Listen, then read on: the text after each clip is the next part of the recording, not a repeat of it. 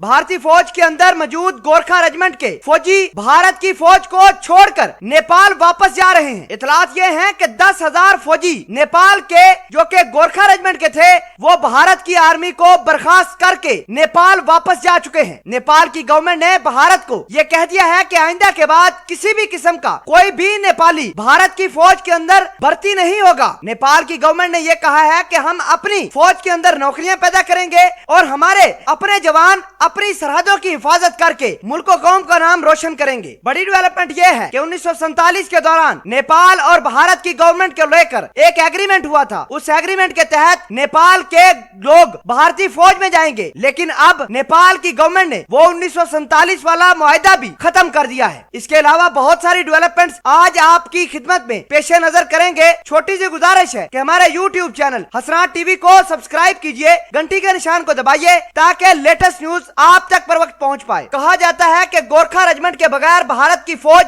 नामुकम्मल है। गोरखा रेजिमेंट ने जो कामयाबियां समेटी हैं, भारत की सारी फौज भी लग जाए वो कभी भी कामयाबियां हासिल नहीं कर पाएगी। आपको बता दें कि भारत के जितने भी पहाड़ी इलाके हैं, पहाड़ी सरहदें हैं, वहां पर गोरखा रेजिमेंट ही तैनात है। लेकिन अब भारत और नेपाल के हालात बदल चुके हैं। नेपाल की गवर्नमेंट ने अपने तमाम तर नेपाली लोगों को भारत छोड़ने की हदायत जारी की है। इतलात ये है कि 10,000 के करीब भारतीय फौज को गोरखा रेजिमेंट से लोग छोड़कर नेपाल वापस चले गए हैं। नाजरीन, आपको ये बता दें कि नेपाल के वजीर खारजा का ये कहना है कि नेपाल को अब अपने गोरखा की, अपने मुल्क और अपनी सरहदों की हिफाजत की खुद जरूरत है। अब हमें कहीं और जाने की जरूरत नहीं। हम अपनी फौज के अंदर नौकरियां पैदा करेंगे ताकि हमारे लोग अपनी फौज को ज्वाइन करके अपने मुल्क की सरहदों की हिफाजत करें और मुल्क कौम का नाम रोशन करें। नेपाली वजीर खारजा का मजीद ये कहना था कि अब हमें भारत की फौज के अंदर भर्ती होने के तरीकाकार को बदलना होगा। और साथ आपको ये बता दें कि 1947 के अंदर नेपाल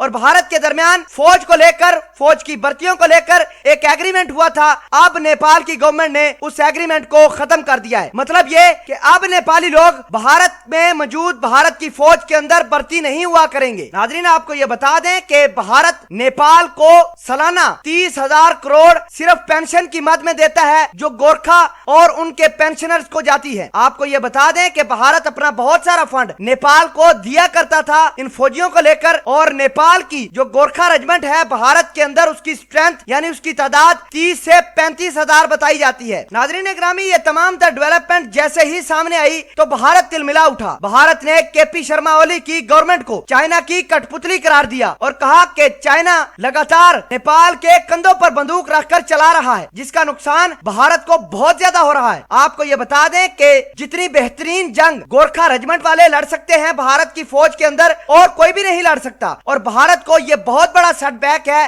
कि अगर गोरखा रेजिमेंट के लोग फौज को छोड़कर दोबारा नेपाल जाते हैं तो भारत की फौज बहुत ज्यादा कमजोर हो जाएगी। दूसरी जानब भारत ने नेपाल की गवर्नमेंट को गिराने के लिए नेपाल के लोगों को पैसे देना शुरू किए हैं और नेपाल के लोगों को कहा है कि अपनी ही हुकूमत के खिलाफ बगावत करो, केपी शर्मा ओली की हुकूमत को बर्खास्त करवाओ, वरना चाइना नेपाल के ऊपर कब्जा कर जाएगा। इसलिए नेपाल के अंदर आजकल बगावत की सी सिचुएशन है। नेपाल के लोग जबरदस्त किस्म का एहतजाज कर रहे हैं। दूसरी जानब नेपाल की गवर्नमेंट इन एहतजाजियों को बिठाने के लिए, खामोश कराने के लिए उनके ऊपर पुलिस का जोर आजमाई करवा रही है, आंसू गैस फेंकवा रही है, कैनन, डंडे सोटे और दीगर तरीकों से नेपाल की गवर्नमेंट अपने ही लोगों पर तशद्दुद कर रही है, जिसके पीछे और जिसका मोहरा भारत से सीधा जाकर मिलता है। नाजरीन, भारत की जो फौज को गोरखा रेजिमेंट से सेटबैक मिला है, इस हवाले से अगर आप कुछ कहना चाहते हैं कमेंट सेक्शन में जरूर कहिएगा। जज़ाकल्लाह।